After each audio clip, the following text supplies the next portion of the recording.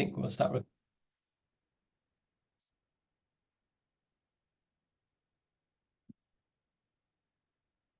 Wonderful. Well, let's kick off. So today we're talking around about from imagination to reality, building a better future, which is a very fascinating topic and exciting sounding session. So to start with, I'll briefly introduce myself. So I am Jonathan. I'm the Managing Director of Lightful Learning. Here at Lightful, and I have the immense pleasure of leading our learning team here, who work with all of you incredible nonprofits and charities around the world to help you with your digital skills. And so it is, a great pleasure to be here presenting, talking one of these sessions where normally you have the wonderful Jasmine, Sabina, Naz, Pomelo, and many more team members presenting, but you have me today. But my background is in charity technology. I've been working at Lightful for 6 years, working in the Bridge program and supporting our incredible team delivering great programs to everyone. And prior to that, spent all my career in the nonprofit technology space. But enough about me. The more interesting person today is Trista Harris, who is joining us today. And Trista is the president of FutureGood. So I will give her a little bit of an introduction and then hand over to Trista to talk us through some slides. So Trista is the author of FutureGood, about how to use futurism to save the world. So Trista will MacGyver her way into the most unexpected situations to discover the signals of the future. So she has worked in nonprofits since she was 13 years old and last served as president of a community of grant makers that gave away $1.5 billion a year. So she's now the president of FutureGood, which is a consultancy focused on growing a movement of visionaries dedicated to building a better future. So to develop her futurism skills, Trista learned about scenario planning at Oxford University, hung out with the technologists at Singularity U, went to Amy Webb's Future History Festival, and trained with the team at the Institute of the Future. She also has a magic 8-ball on her desk. Now, I don't normally, but I actually raided my son's desk to get an 8-ball, so we can also look into the future. Oh, there we go, double 8-balls, if we have any other questions we need answered. So Trista, it's a pleasure to have you today. Thank you so much, and over to you. Jonathan, so great to be here with you today. Get my screen shared for you. So as Jonathan said, I'm Trista Harris. I'm a philanthropic futurist, and I've worked in nonprofits and foundations since I was 15 years old. A little bit later in the presentation, I'll tell you more about how I got interested in the future and why I think this is such an important tool for us to have in the sector. But first, a little bit of context about the unique moment that we're in. There's a saying, it's meant to be a curse. May you live in interesting times. And we are living in a time of climate change, and in the United States, school shootings, global pandemic, maybe the slow collapse of democracy. This really feels like interesting times. It is also an incredibly difficult time for people that work in the social sector and NGOs. I work closely with a number of nonprofits and foundations, and what I've learned from their staff is that they have this feeling that this is the hardest work of their careers, that they have been really trying to push through since 2020 because there's really important work to be done, but they are very much at the end of their ropes, and they are working on all of the problems that I listed previously, but they're doing it with less resources and less staff, and it is leading to significant burnout in the sector. And it's enough to make many of us consider leaving mission-driven work. But I think another future is possible, and that we don't have to be on this path that feels so stressful and hard. So what if instead we asked communities to describe what their ideal future looked like? It might start small and really self-serving, like a child in a neighborhood saying what they really need in the neighborhood is an ice cream shop.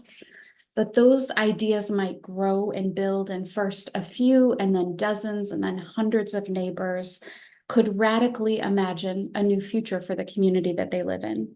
And maybe some of them have never been asked before what they'd like the future of their community to look like. And then maybe those sparks of ideas create alignment and then action. And those ideas create a point on the horizon that an entire community can start to work towards. And then suddenly that ideal future becomes the reality. And what if in that process, both foundation staff and NGOs learn how to show up differently, not as gatekeepers and not as experts that are intended to tell the community what to do, but as resource mobilizers and connectors who can help the community's vision of the future come true. And maybe instead of that work feeling draining and stuck, it can feel meaningful and regenerative. And suddenly we have a future where foundations and NGOs are meeting their mission and everybody is working forward towards the same future. That's exactly what happened with one of FutureGood's clients, Camden Town, which envisioned what a neighborhood in North Minneapolis in the United States could look like if it if it harnessed the strengths of the African American community that had been underinvested in for generations and generations. They created new development and millions of dollars worth of investment based on ideas that community members put in a chalkboard on National Night Out in 2021. I see time and time again when foundations and nonprofits use a future frame for their work, they develop a picture of success 50 years in the future when you're really thinking about legacy and long-term transformation and change. The magic of using these tools is it doesn't actually take 50 years to get to that ideal future. We find with our clients, it usually takes between 5 to 7 years to make that future a reality, but you needed a long enough runway to imagine something that's completely different than the present. So before I told you, I'd tell you a little bit about myself. This QR code will take you to FutureGood's website. There's a little pop-up and you can download a free copy of the FutureGood book, which trains people on how to use these futurism tools in their work. So I first became interested in futurism work when I had my first job running a foundation. I was 2 months into the job. I was super excited, everything's shiny and new, and you don't start to see the cracks that exist in organizations that they never tell you about when they're hiring you. And our cracks were a donor base that was really worried about a new leader. We had had a number of interims that had been leading the organization. We were a community foundation that was fundraising, and a lot of our donors were sort of taking a wait and see approach. At that time, the economy was also getting worse and worse. And so it was a really tight position for us to be organizationally. And then one afternoon, I got a call from our investment advisor, and he said, "Don't panic," which is a perfect time to panic. He said that our endowment had lost 50% of its value. This was in 2020. I'm sorry, 2008. We needed those dollars to be able to make grants to the nonprofits that we were working with. We had tried to be a good funder. We'd made multi-year commitments. And so suddenly we did not have dollars to give away to grantees. And I thought we were going to close down. Around that time, I ran into a book about how to use futurism to get a business advantage during times of crisis. And I was like, this is totally a time of crisis. And so I read the book Flash Foresight from beginning to end and realized that these tools of futurism were actually what our grantees needed in this moment. So we started bringing these tools to our grantees and helping them envision what they wanted the future to look like after this financial crisis. And as a result of that future-focused work, in the next couple of years, all of our grantees that did community organizing had 10 legislative wins, the most in our organization's history. They had wins on things like alternative teacher certification to diversify our state's teaching force, first in its country homeowners bill of rights to deal with the mortgage foreclosure crisis, and marriage equity in the state of Minnesota. And so it really lit the spark in me that futurism put in the hands of people that do good for a living is a really powerful tool. And so since then, I've been on this journey to learn as many of the tools of futurism as possible. I've talked to experts in lots of fields: AI, disaster first response, robotics, people that are doing asteroid mining, people that are thinking about longevity. And in that process, my work has really been, how do I translate these future trends to people that are working to make the world a better place? I felt like the pace of change was accelerating in the social sector. And so in 2018, I started FutureGood to help people use these tools in their work. So We do strategic planning work with foundations and nonprofits. We teach people how to use futurism through our FutureGood Studio program. We host other online programs and cohort programs. But the intention of this is really to ensure that these tools are in the hands of people that are transforming the future. So first, some context about futurism, and it's not always magic 8-ball work as my mom thinks that it is. It also isn't something that only professional futurists can do. So often when you ask a professional futurist, how do I learn how to do this? They say, oh, it is too complicated. Let me just tell you what's coming next. It really is not that complicated of a set of tools, and I will share some of those with you today. When I first started FutureGood, I would talk at conferences where social sector professionals were, and people would say, I'm very glad that you're doing this futurism work. I don't have time for the future. I'm very busy with the present. And I think what we learned in 2020 is that it's actually each of our responsibilities to understand what's coming next, that it's actually irresponsible to work in the social sector and not have an idea of the future forces that are impacting us, because they can have a huge impact on the causes and communities that we care about. A recent study from Better Up Labs found that the most important skill for leaders today are future thinking skills. Leaders that are really high in future mindedness report 35% less depression, 34% less anxiety. They're more optimistic about the future. They're more productive. I think there's another reason why futurism skills are so important in the social sector. The work that we do every single day is intended to transform the future. Every time we propose a new program, every time we propose a new public policy, we are trying to change the trajectory of the future. And so futurism tools allow you to do that work much more effectively.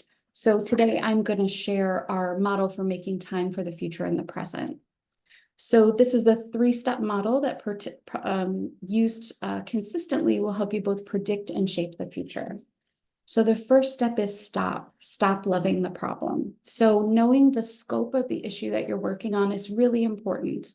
But I find often in the sector, what we do is we use up all of our energy in this space, talking about how things are broken, the gap is this big, the challenge is this large.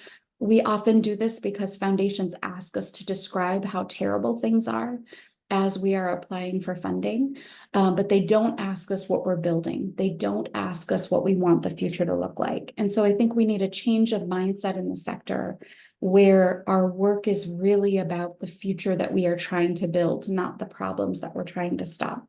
So there are a couple steps that you can take to help you stop loving the problem. The first is to stop making the problem the guest of honor when you're hosting events. So stop hosting meetings where the sole purpose is to describe how terrible things are. Really have a solutions mentality when you are planning events. Next is to check your communication. So stop framing all of your grant applications and presentations to donors about how terrible the problem is that you're working on. Instead, have a solutions frame. So foundations are the #1 problem lever in the sector. They are constantly asking us to describe how things are broken. And when I talk to foundations, I encourage them to create spaces and places where they're asking grantees to radically imagine a different future, because that's where new solutions come forward. And so it's really important for us to create the space to imagine what fixed looks like. There's the saying, we can send a man to the moon. How come we can't solve poverty? Sending a man to the moon is a very clear goal. You are on the moon or you are not on the moon. Solving poverty can be a lot less clear. Do you mean for families? Do you mean for individuals? Do you mean for the federal poverty line? Do you mean global poverty? What do you mean? And so for many of us, what we have to do is really clarify what fixed looks like for the issues that we care about. Now, futurism is a muscle that many of us have not used since we were a kid. When we're little, you're imagining all the time, what am I going to be when I'm grown? What do I think is going to be invented later? And as we get older, we get more tangible and very sort of stuck in the present. And so I'd love for you to take a minute in the chat and describe in your ideal future, what does the impact of your work look like in 30 years? If you are 100% successful, if money wasn't an issue, if public policy was completely aligned, what would be different as a result of the work that you're doing today? So share your pictures of the ideal future in the chat. You may see somebody else in the chat that has a picture of the future that aligns with what you're trying to create as well. So the next step is look. We can't just be flexible when change comes. We need to anticipate change and prepare for it before it happens.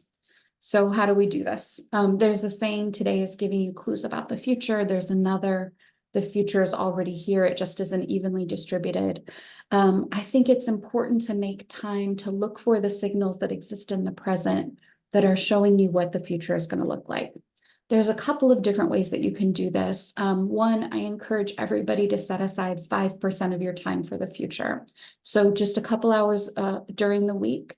I find it really helpful to use it as one time block of 2 hours or so on a Friday afternoon when things are a little bit quieter. During that time, pay attention to trends and signals that are important to the issues that you care about 5 to 50 years in the future. The way that you can get a steady stream of these signals is to set up a Google alert for yourself. Future of whatever issue that you care about, future of early childhood education, future of schools, future of neighborhoods, future of retirement, whatever issue that you're working on, that future of frame starts to give you a steady stream of what people are thinking about when it comes to what's happening next. And during that time, read those posts and articles, keep a notebook for yourself, a hard notebook, or I like to use Evernote, which is an electronic notebook because I can clip the article. And then I write notes to myself, what might this trend mean for my organization? What might this trend mean for the communities or issues that I care about? It's even more useful if in your organization through something like Slack or Chatter that's in Salesforce, that you're able to share these ideas with other people in your organization. So what you do is you link a copy to that article that you're reading that has an interesting idea about what's coming next. And then you add some thoughts about what you think it means for your organization, or what strategy should you undertake to manage or to harness that trend. And then other people in your organization who have different perspectives can look at that same trend and say, I think I see something different happening. Let me share my ideas. It makes us all get smarter about the future when we start to play with these ideas. So I'm going to share a couple of the signals and trends that I'm paying attention to in this moment. The first is that disruption is the norm. So this is a really unsettling time in humanity where there is a lot of quick change. We are in an exponential curve where change is more intense and faster every single year. I know a lot of folks during the pandemic said, oh, I can't wait until things get back to normal. I can't wait until things start to slow down. Unfortunately, we are living in a time in humanity where that pace is just going to get faster and faster. And there will be a time a couple of years in the future where we go, I wish things were as easy and as calm as it was in 2024. And so that is just the time in humanity that we happen to be living. Our brains are not built for this. Our brains are built for us to live in a village of 100 people, and everywhere that we can get to, we can walk to. It is not made for us to be constantly connected to the internet and understand globally what is happening up to the minute. And so what we need to do for our organizations to prepare for this time of disruption is to have a very clear point on the horizon about what is the future that we are working to create so that you can harness this disruption to get there faster. You also have to have really strong values during this time and understand how you want to show up as a human being and how you want to show up organizationally, because times of disruption can very easily push you sort of to and fro. But I think that that clear point on the horizon and strong values really can hold you strong and allow you to really use that disruption to get closer to your ideal future. Next, this is really a time to invest in leaders that work in the social sector, not just organizations. So I think in the future of philanthropy, there will be a clear understanding that healthy and balanced, both nonprofit and foundation leaders are able to create better outcomes for the communities that they care about if they have time and space to think. And so I think foundations will invest in more long-term relationships with nonprofit leaders so that grantees can really trust that they can take risks and make big bets. I think there'll be more investing in sabbaticals and grantee learning. I think that will be a much more regular occurrence in the field, because that is what creates the mental space to envision a new future. Next, there's a lot of change around artificial intelligence. Jonathan was just at a really amazing convening about this, and we'll talk a little bit more about this idea later. But Dr. Ray Kurzweil, who is a futurist that's really great at predicting very specific points in time that technological changes will happen, has predicted that artificial intelligence will achieve human-like intelligence by 2029. I think with the launch of ChatGPT and all of the other tools that have come out in the last year and a half or so, we are already at that point where AI has human-like intelligence and is hopefully getting smarter and smarter by the day. That has vast impacts for NGOs, for the workforce, for society as a whole. I think we need to learn very quickly how to partner with these tools to make our work more effective. There's a lot of worry about AI replacing white-collar workers.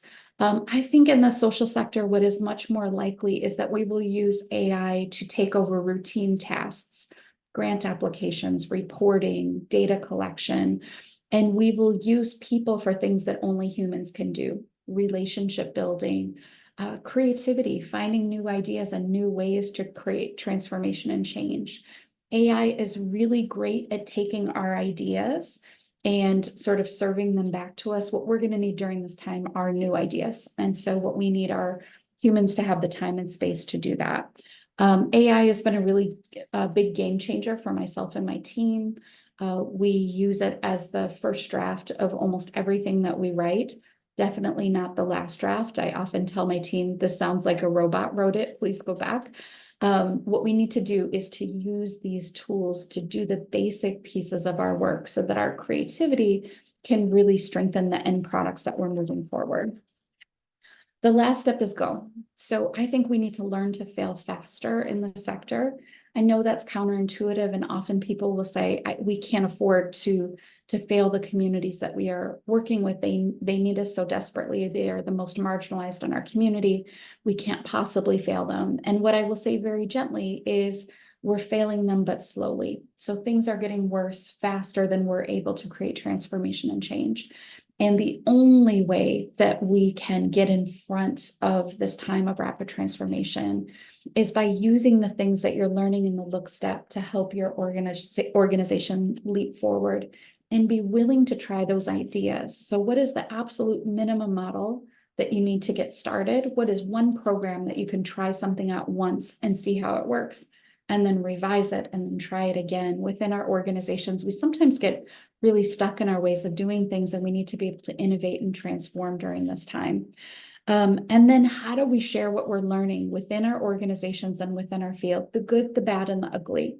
We love to talk about when things work well. We'll go on a panel and we'll share with everybody about what a great job we did. But I think there is a lot more to be learned about the mistakes that we have made, because if you can prevent another organization from bumping their head in the exact same spot, that is how the field moves forward. And so I think it's really important that we're not afraid of failure as we do this work, because that's how we create transformation and change. Earlier in the presentation, I talked about how we're creating space for people to learn about the future. I think it is important that every single person that works in the sector learns how to predict what the future looks like for the issues in the communities that they care about. I think it's one of our core responsibilities in our field.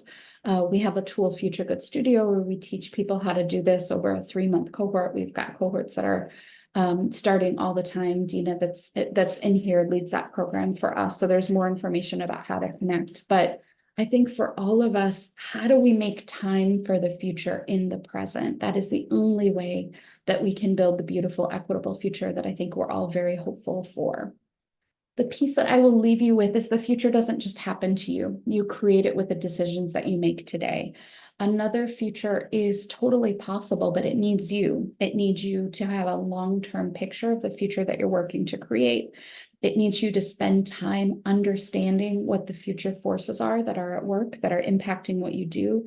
And it needs you to believe that a more beautiful future is possible. I think many of us think of the future as this scary thing that is coming our way where the planet is too hot. and disparities are too big and there is not enough food, and how will we move forward? There is a really beautiful future that's possible. We have to dream it. We have to have a picture of what that looks like. So I want to thank all of you for everything that you're doing today to make the future a much more beautiful place. And we're going to jump into Q&A.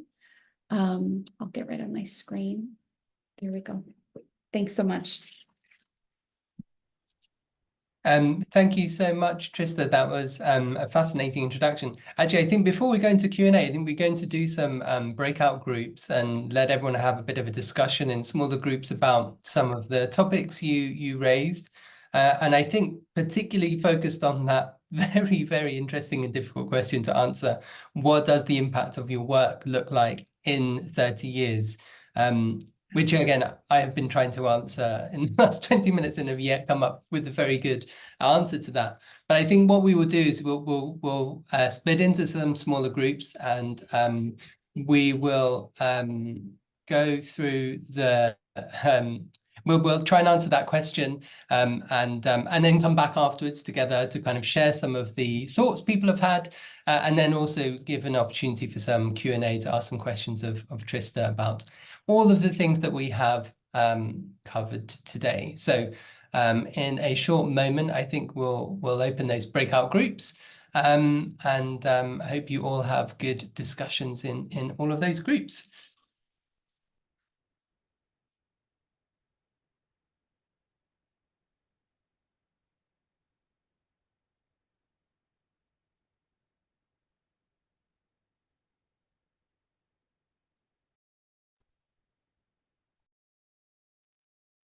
Thank you, Jasmine, for that. And thanks everyone for your participation in the breakout groups. Had a very interesting discussion with Daniel and Annie in my room. Yeah, would anyone, I think in the chat, does anyone want to share? We have had a few of the visions shared already, of which they are all very, very inspiring, which I think was the thing I was most looking forward to in this session today, was to actually hear from all of you as to what all of these amazing visions are. So if anyone wants to come off camera as well and share what your kind of vision is for the 30, or what the impact of your work looks like in 30 years, feel free. No pressure if not, feel free to add to the chat and we'll go through some of them. And indeed, I have also got some questions for Trista, but you can also ask your own questions as well. So use the Q&A, or you can put your hand up on the Zoom, and we will be able to see you then. But to kick things off, and because I'm being selfish, I want to ask some questions myself. And it was one of the topics that came up in my group was, I mean, one of the things that you mentioned, Trista, around AI. So, I mean, I was lucky enough to be in Seattle last week for Microsoft's first ever Global Nonprofit Leaders Summit. And it was basically 2 days of entirely talking about AI.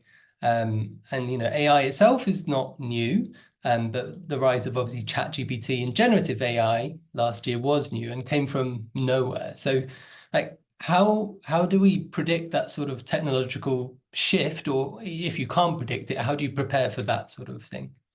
Yeah, I think it's interesting in technology because technologists have really clear pictures of what the next steps are, because it's all about processing power. And processing power is based on Moore's law, so there's a very predictable piece. And the best example for this is LED television sets. So when those first came out, I was listening to this news story and they said, this new television costs $100,000. And I was like, well, that is really stupid. What's $100,000 television? This is it's not a good use of resources to create something so expensive. And that same TV is probably $150 now at the store, because the cost of the processing power goes down at a very predictable pace. And so for things like AI, it takes a lot of processing power to work. And older versions of AI, I've been watching those tools over the last 10 to 15 years. they've been terrible up until 2 to 3 years ago. I would try to use an AI tool and I would go, this is dumb. It takes me so long to describe what I want, and what comes out is so far off from what I'm looking for. Why would I waste my time? I'm just going to do the thing. And with ChatGPT, the first time I tried it, I said, "Oh, this is it. We're off to the races, and everything is now different." And so I think when you're using this 5% of the time for the future, when you hear about something like quantum computing and you go, "That seems weird. What is that thing? How is that going to work?" Those are the sort of things that should pique your idea about what's possible in the technology space.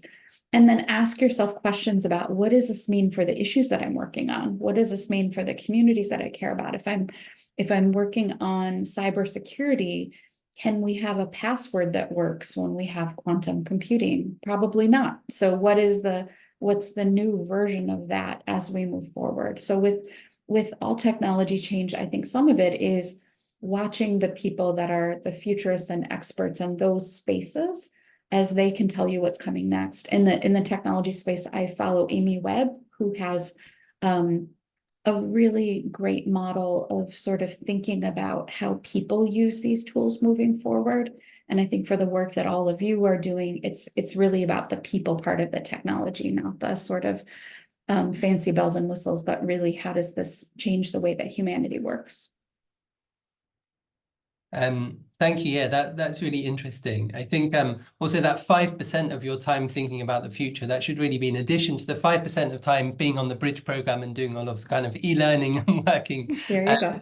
through that, or indeed combine the two. Same. You mentioned that, yeah, like the $100,000 TV. So it kind of brought to mind the $3,500 virtual reality mixed headset device that has just been released by Apple, the Vision Pro. Like something like that coming. Like, is that, what should we do as a sector? Think, okay, this thing's here. Do we need to adopt? Should we be early adopters? Should we be planning for that being, a $50 thing in 2 years? Now, what's a good way to approach that? Yeah, I think it's thinking about how those technologies might be useful for your work. So years ago, I saw some really great examples of how organizations were using virtual reality to take funders on virtual site visits of refugee camps. So to help them understand spatially, this is what it looks and feels like, and I'm having conversations with people and I feel like I'm there.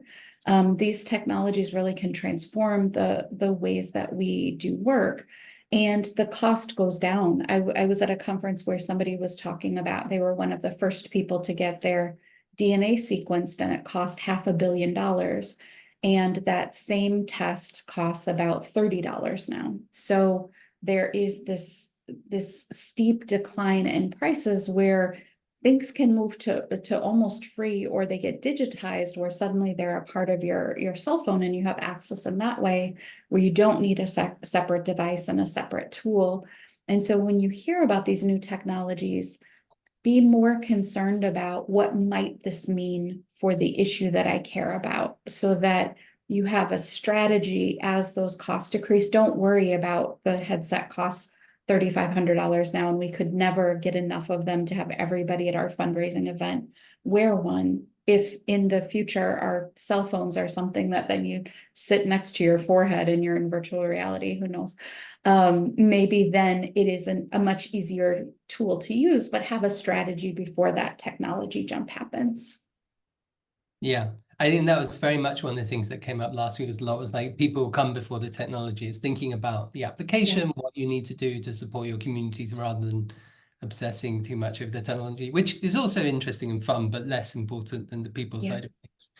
So also, and by the way, keep you can add questions in the Q&A function. I'm sort of hogging the questions here, but in our breakout group with Annie and Daniel, we had some really good visions, but I also asked the question, what do you think is kind of going to keep us back? What's going to stop us from reaching that vision?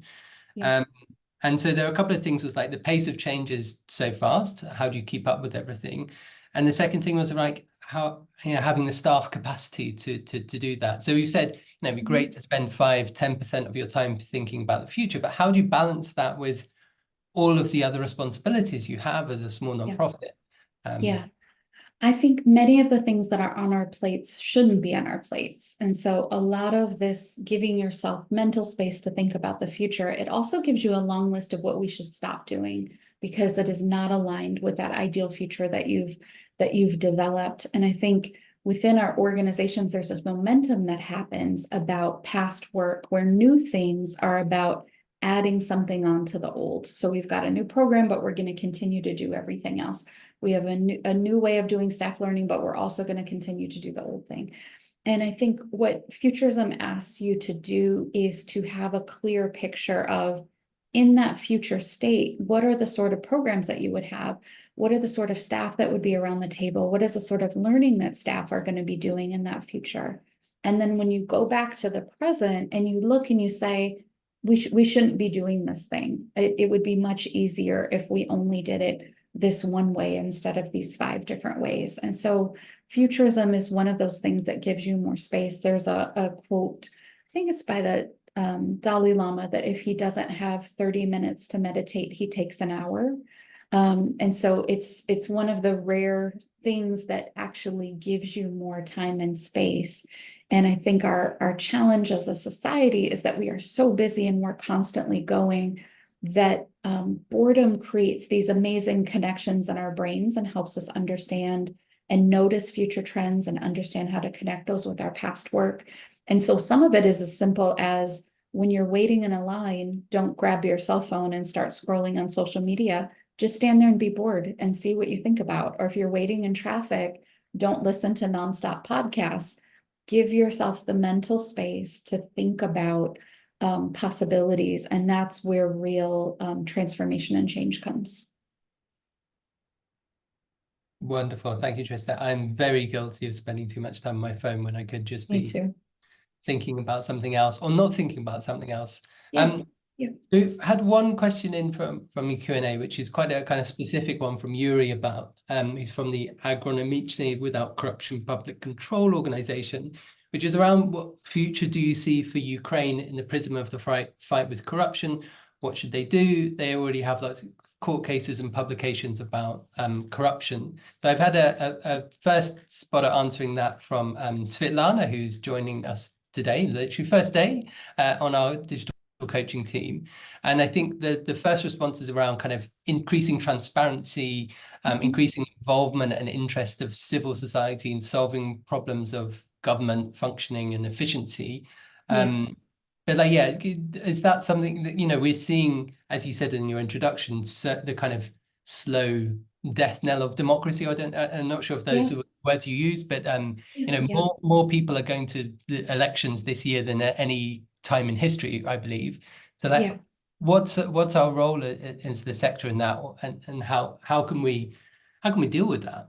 Yeah, I think when it comes to corruption, transparency is so important, and countering misinformation is so important. And so on the transparency piece, I'm very hopeful about tools like the blockchain that can give a visible record of where a dollar moves when it comes to international aid, when it comes to tax dollars. Really seeing how those dollars move within a system or outside of a system when they're not supposed to be moving outside of a system, I think is incredibly important. And so if we can start to harness some of these tools that feel sometimes very faddish of like, well, what are we going to use blockchain for? I think it's a really amazing tool to be able to create a clear, unfettered picture of where either information or resources are moving towards. When it comes to misinformation, I think that is going to be the biggest challenge of our time. We are already seeing what that looks like with, fake videos. We're seeing that in some elections that are showing up of fake videos of candidates saying things that they weren't saying. We really need to train people to be smart about what they're consuming online.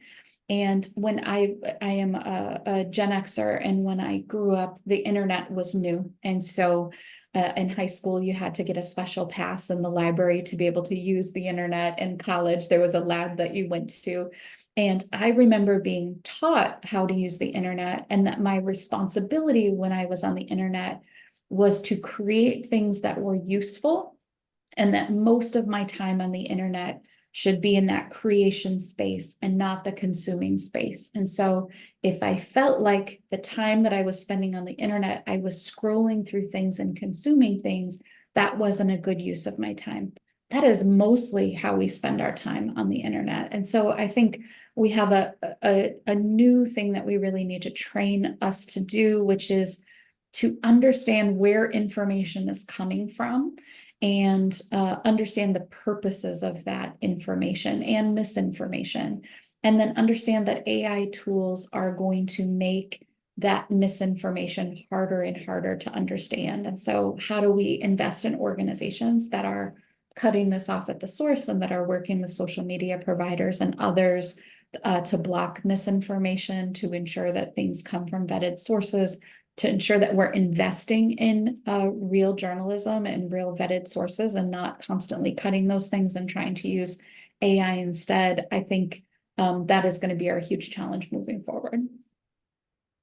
Yeah, I think that's a really good point. And I think it's incumbent on us in the social and non-profit sector to have a counterpoint to that misinformation, to kind of share, stories of truth, stories of impact, stories of change, stories of solutions, as you're saying, rather than problems, if at all possible. Conscious we only have a few minutes left, so this is your last chance to ask any questions of Trista here while we have. But I'll kind of do one kind of maybe last one from me, which was I was very interested. Oh, we have one. Where you have your hand raised. Feel free to ask away. Hi everyone. So you asked us first to answer what does the impact of our work look like in 30 years, and that's where I'd like to take us back, if that's okay. Say that you cut out a little bit. I couldn't hear the second part of the question. I heard the impact of 30 years. Oh, I'm sorry. So the question was, what does the impact of our work look like in 30 years? And I work in a peace building organization that has taken the holistic, the healing centered approach to mental health and trauma. So now part of the conversations we have as the network partners is talking about where we want our work to go. And in my mind, when you started speaking today, I felt that, yeah, I'm actually a futurist as well. So I finally found out to describe myself. But beyond that, I can actually see us impacting the millennials, the Gen Zs and Gen Alphas in the next 30 years by teaching them that stress is a part of life. However, the way we process it and the way we allow ourselves to have the freedom to imagine a future, we have that power and nobody can take it away from us. And of course, there are some ways that we've already started working toward, the question is, how will I sustain myself? Just wondering where they'll get a source of income. So that's a question that we are now looking for solutions to.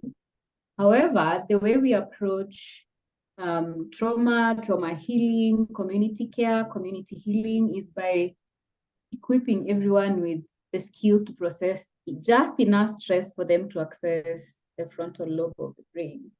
So yeah, your message resonated with me so much. Thank you. I appreciate that. And I think you've really raised this important point that we need to have the mental space, and high levels of stress and trauma make it really difficult for people to imagine the future because you get really stuck either in the past or in the present. And when we give communities the space to imagine something different, it's powerful because then people realize that they can change the trajectory of their lives, that it isn't set and it's not determined for them. And so when you're thinking about the communities that you work with, ask them this question. What is the impact of your life and your work 30 years in the future? What do you want your family to look like? What do you want your health to look like? What do you want your community to look like 30 years in the future? That's where real powerful transformation can come. Thank you so much. Thank you. That I think that's possibly a wonderful place to end on. Actually reminds me, the first job I ever interviewed for, I was like, this sounds like a great job. I'm like, what would I be doing in 5 years? And they said, what do you want to be doing in 5 years? I'm like, well, I don't know.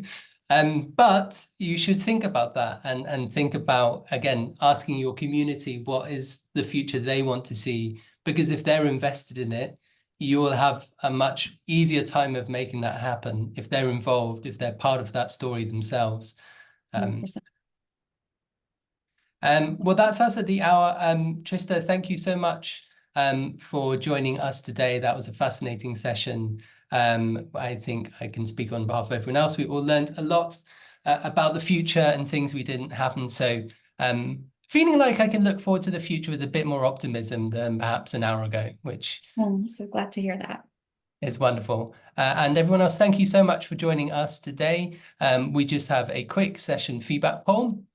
And then that will be us for today's wonderful session. And as I said at the start, we will also be sharing a recording of this with you so you can watch back in your own time. But thank you once again, Trista. Everyone do check out FutureGood website and all of their resources and thoughts and predictions. And I wish you a wonderful rest of your Monday, wherever you are in the world. Thanks, everybody. Take good care. Thank you so much.